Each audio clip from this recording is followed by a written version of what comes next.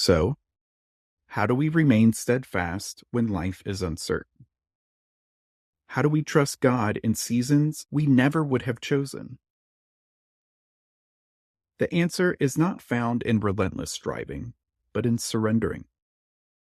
The answer is learning to discern God not only in the extraordinary, but also in the quiet, ordinary moments where He so often chooses to do His work.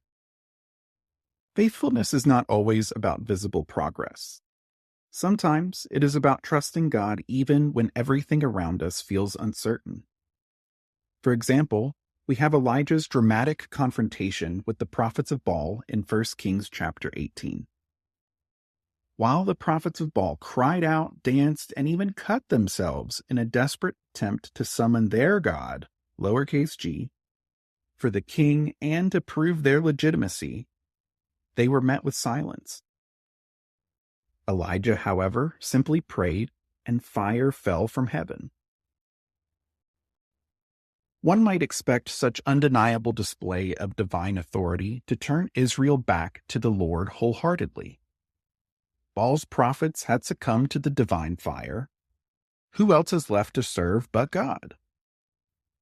Instead, in chapter 19, we learn that King Ahab tells Queen Jezebel what Elijah had done, and she immediately issues a death warrant.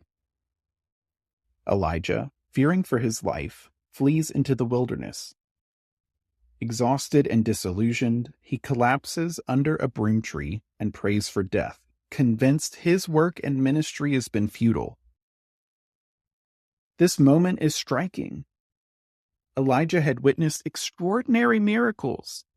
God had raised the widow's son from the dead. He multiplied the oil and flour throughout the famine for another widow. And he sent fire from heaven. Yet, at this moment, fear and despair overshadowed his faith. The resistance of a single individual, Queen Jezebel, causes him to lose sight of all that God has already done.